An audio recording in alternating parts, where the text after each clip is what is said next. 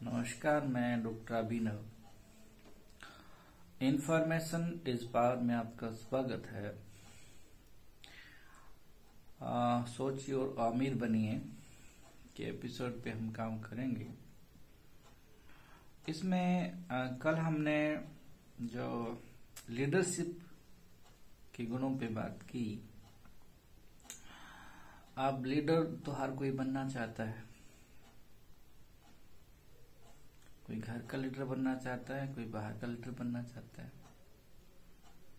घर का लीडर बनने में आपको पता ही कि कौन लीडर होता है। जहां तक बाहर के लीडर बनने की बात है तो ऑफिस में भी लीडर बनना चाहता है जहां आप काम करते हो।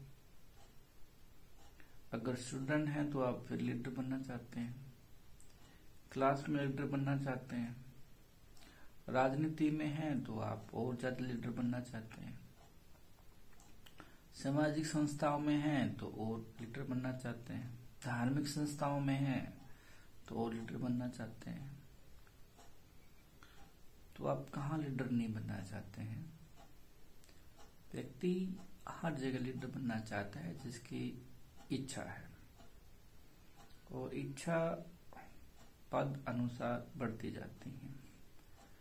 जिस तरह से हमारे पास बहुत सारे कपड़े होते हैं और हमारी इच्छा कभी खत्म नहीं होती कि हम नए कपड़े ना लें, तो ये भी हमारी बहुत इच्छा उसमें बढ़ती जाती है। हम किसी के पास कितने जोड़ी कपड़े हैं इसका हिसाब नहीं किया जा सकता, लेकिन इच्छा तो इच्छा है लीडर बनने की।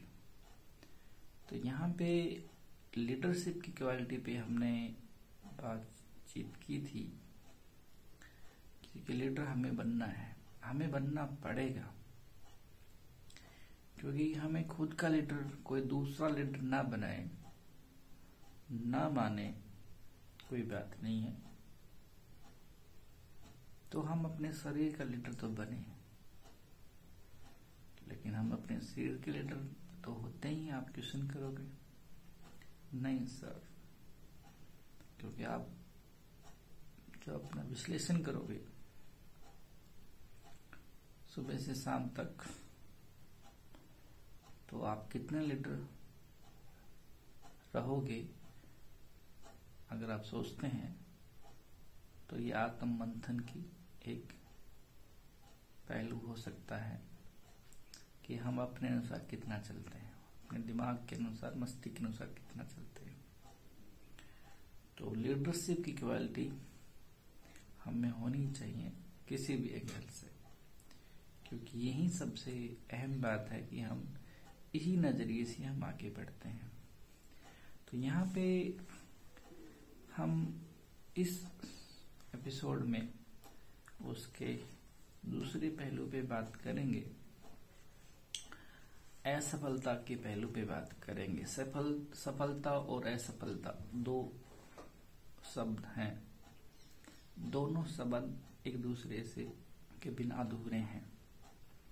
सफलता होगी तो असफलता भी होगी, असफलता होगी तो सफलता भी होगी। पहली सीढ़ी है, किसी एक को आप रिप्लेस नहीं कर सकते, किसी भी तरीके से आप रिप्लेस नहीं कर सकते हैं, क्योंकि जीवन में अगर जीवन है तो मृत्यु भी है, मृत्यु नहीं है तो जीवन नहीं है। दोनों का अपना अपना महत्व है, और महत्व हमेशा दोनों का ही रहता है। जीवन का अपना एक आनंद है और मृत्यु का भी एक अपना आनंद है, क्योंकि मृत्यु आने तो उसी दिन स्टार्ट हो जाती है जिस दिन कोई भी जीव, सजीव जो प्रकृति ने रखा है इस अर्थ पे, उसकी उसी दिन शुरू हो जाती है कि उसकी मृत्यु कब होगी। आज होगी, कल होगी, या 100 साल बाद होगी, वो निश्चित है। तो जीवन के साथ मृत्यु भी निश्चित है, दिन के साथ रात भी निश्चित है, आंधी के साथ शांति भी निश्चित है, ये हमें समझना है। तो यहाँ पे सफलता की हमने बात की थी, सफलता मीन लीडरशिप की बात की थी। तो यहाँ हम लीडरशिप की क्वालिटी की बात नहीं करेंगे, यहाँ हम असफलता क्यों होती है इसकी बात करेंगे। और नेपोलियन हिल साहब ने बहुत अच्छे से उसको बताने की कोशिश की है। उसमें आत्म विश्लेषण करने की हमें नीड है। इवन मैं, आप समझते कि मैं सफल हूं या असफल हूं, लेकिन बहुत सारी चीजें हैं जो असफलता की तरफ हमें लेके गई। लेकिन संभलना जीवन का सबसे अहम पहलू है। तो यहाँ असफलता क्यों होती है, क्यों आती है, इस संदर्भ में नेपोलियन हिल साहब ने बहुत गहनता से बताया है। दूसरा, इन 31 असफलता के प्रमुख कारणों से पहले मैं कहना चाहता हूं, जहां जिस समाज में और जिस देश में बुद्धिजीवी समाज नहीं है, तो सशक्त समाज, शिक्षित समाज, प्रबुद्ध समाज और सशक्त राष्ट्र नहीं बन सकता है ना। तो आज यूरोप और अमेरिका, मॉस्को क्यों आगे है? हम भी आगे बढ़ रहे हैं, नो डाउट, इसमें संदेह नहीं है। तो अच्छे व्यक्तित्व के विचारों का ग्रहण करना और उसको डेली लाइफ में इम्प्लीमेशन करना, ये समाज को आगे बढ़ाता है। समाज में व्यक्तियों से समाज बना है और समाज से राष्ट्र बना है। हम ही नहीं, ये पूरा व्यक्ति मानता है, किसी भी कंट्री का, किसी भी समुदाय का। तो यहाँ पे नेपोलियन साहब के अनुसार हम बात करते हैं, सोचिए और अमीर बनिए के आधार पर पेज नंबर 148 असफलता के 31 मुख्य कारण बताए हैं। जीवन की सबसे बड़ी विडंबना यह है कि बहुत से लोग गंभीरता से प्रयास करते हैं और असफल होते हैं। लिखा है कि जीवन की सबसे बड़ी विडंबना यह है कि बहुत से लोग गंभीरता से प्रयास करते हैं और असफल होते हैं। विडंबना यह है कि ज्यादातर लोग असफल होते हैं और बहुत कम लोग ही सफल होते हैं, नो डाउट। मुझे एक बार, नेपोलियन साहब कहते हैं, मुझे एक बार हजारों स्त्री पुरुषों के विश्लेषण का अवसर मिला, यानी कि हजारों ही का विश्लेषण करने का मौका मिला, रिसर्च करने का मौका मिला, जिनमें से 98 लोग असफल लोगों की श्रेणी में थे, यानी कि 98 लोग असफल श्रेणी में थे, लेकिन 2% सफल लोग थे। मेरे विश्लेषण ने ये साबित किया कि असफलता के पीछे 31 प्रमुख कारण होते हैं। ये नेपोलियन साहब कहते हैं। विश्लेषण से 13 प्रमुख सिद्धांत भी सामने आए जिनके द्वारा लोग दौलत इकट्ठी कर सकते हैं। यानी कि उन्होंने विश्लेषण किया कि इसमें 13 ऐसे प्रमुख कारण हैं, सिद्धांत हैं, जिससे लोग अमीर बनते हैं, है ना। इस अध्याय में असफलता के 31 प्रमुख कारणों का विस्तार से वर्णन किया जा रहा है। जब आप सूची को पढ़ें, जब हम इसको पढ़ रहे हैं, तो अपनी तरफ ये सोचे, यानी कि हमें, इवन मैं भी इस बहाने इसको दोबारा से आपके बिहाफ पे आत्म मंथन करना चाहूंगा। सोचे कि कहीं यही आदत आपके और सफलता के बीच आड़े तो नहीं आ रही, यानी कि आप और सफलता, यानी कि मैं और आप और सफलता या असफलता, यहाँ असफलता की बात हो रही है तो असफलता हम इसमें ऐड करते हैं और करना ही होगा। मैं और असफलता आड़े तो नहीं आ रही है, और कहीं आप इसी आदत की वजह से असफल तो नहीं हो रही है। यानी कि इन 31 पॉइंटों में से अगर हमें से कोई मैच हो रही है तो उसमें कितना हमें आत्ममंथन करने की जरूरत है। तो आइए इस बारे में आगे बढ़ते हैं। फर्स्ट जो है हानिकारक आनुवंशिक पृष्ठभूमि। इसका मतलब है कि ऐसे लोगों का कुछ नहीं किया जा सकता है जिसके मस्तिष्क की शक्ति कमजोर हो। ऐसे व्यक्तियों का कुछ नहीं किया जा सकता है जिसकी सोचने की जो शक्ति है वो कमजोर हो। ठीक है, यह फिलॉसफी इस कमजोरी को दूर करने का केवल एक ही तरीका सूझा सकती है, मास्टरमाइंड की सहायता। यानी कि हमने जो मास्टरमाइंड इसी बुक में है मास्टरमाइंड की सहायता, तो उसको वो एक्सेस कर सकती है। बहरहाल इस बात का लाभ उठाए कि ये असफलता के 31 कारणों में से एकमात्र कारण है जिससे व्यक्ति दोबारा आसानी से नहीं सुधारा जा सकता। कितनी अच्छी बात है कि जब तक व्यक्ति का जो मस्तिष्क है उसकी सोचने की शक्ति कमजोर है खुद के डेवलपमेंट को लेके, तो उसका कुछ नहीं हो सकता। और यहाँ पे क्या है कि हम यहाँ पे बहुत सारा समय, यहाँ का मतलब है यहाँ पे हम जहाँ जिस जगह रहते हैं, जिन लोगों में रहते हैं, जैसा व्यवहार देखते हैं, जैसे अखबारों में पढ़ते हैं, मोबाइल पे देखते हैं, बहुत सारी चीजें देखते हैं, तो हम दूसरों की अक्सर बातें करते हैं, सेल्फ की ज्यादा कम बात करते हैं।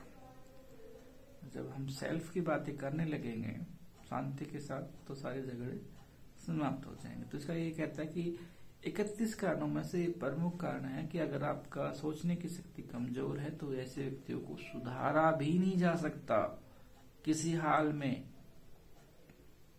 वो खुद ही उसमें खुद ही सुधार हो सकता है किसी को देख के, तो आसानी से नहीं सुधारा जा सकता। यानी कि सुधारा नहीं जा सकता, नहीं आसानी से, थोड़ा वर्ड इसमें ऐसा होता है पॉजिटिव सेंस में, यानी कि उसमें सेंस रखनी चाहिए।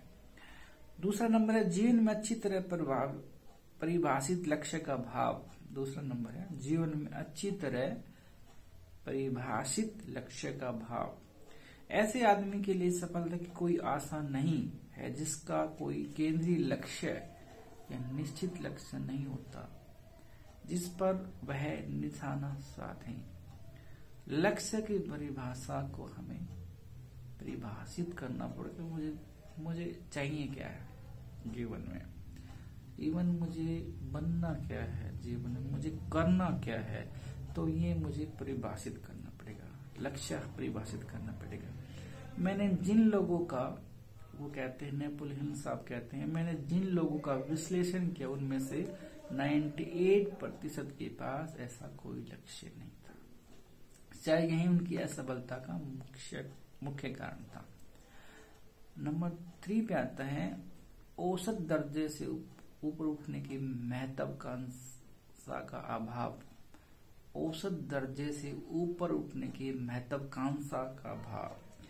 हम ऐसे आदमी को कोई आशा नहीं कर सकते जो उदासीन है और जीवन में आगे नहीं बढ़ना चाहता है और जिसमें कीमत चुकाने की भी इच्छा नहीं है। थर्ड पॉइंट बहुत ज्यादा इम्पोर्टेंट है, यानी कि पॉइंट तो सारे इम्पोर्टेंट है, लेकिन हम खुद का भी विश्लेषण हमें करना होगा ना। हम ऐसे आदमी से कोई इच्छा नहीं कर सकते हैं जो उदासीन है, जीवन में आगे बढ़ने की कोई इच्छा नहीं है और किसी कार्य के प्रति, किसी चीज के प्रति कीमत चुकाने की इच्छा नहीं रख सकता। इस संदर्भ में मुझे बाबा साहब डॉक्टर भीमराव अंबेडकर की बात याद आती है। उनका स्पष्ट रूप से मानना था, कोई अच्छी चीज चाहते हैं जीवन में, कुछ करना चाहते हैं, तो कीमत चुकानी होगी। बिना कीमत चुकाए कुछ मिलेगा नहीं, स्पष्ट है। तो यहां भी आपको कीमत ही चुकानी होगी, इच्छा की कीमत चुकानी होगी। अपर्याप्त शिक्षा 4th नंबर पे, ये ऐसी कमी है जिसे तुलनात्मक रूप से आसानी से पूरा नहीं किया जा सकता। अपर्याप्त शिक्षा का जो अभाव है उसको किसी भी तुलनात्मक रूप से आसानी से पूरा नहीं किया जा सकता है। अनुभव से साबित हुआ है कि सर्वश्रेष्ठ शिक्षित लोग अक्सर वे होते हैं जो सब निर्मित, सब शिक्षित होते हैं। शिक्षित व्यक्ति बनने के लिए सिर्फ कॉलेज की डिग्री ही काफी नहीं होती। शिक्षित आदमी वह होता है जिसे वह चीज पाना सीख लिया है, जो अपने जीवन में पाना चाहता है और इस प्रक्रिया में दूसरों के अधिकारों को हनन नहीं करता। शिक्षा में सिर्फ ज्ञान ही शामिल नहीं है। कहते हैं शिक्षा में सिर्फ ज्ञान ही शामिल नहीं है, बल्कि ज्ञान का प्रभावी और सतत प्रयोग भी शामिल है। लोगों को सिर्फ उसके ज्ञान के ही पैसे नहीं मिलते हैं, बल्कि इस बात के भी पैसे मिलते हैं अपने ज्ञान का किस तरह उपयोग करते हैं। डिग्री लेने से कोई शिक्षित नहीं होता, मैं सहमत हूं। वो करता किस एंगल कर रहा है सोसाइटी को और आगे किस एंगल से बढ़ा रहा है, वो सबसे महत्वपूर्ण है। क्योंकि सब शिक्षित होना बहुत ज्यादा जरूरी है और सब शिक्षित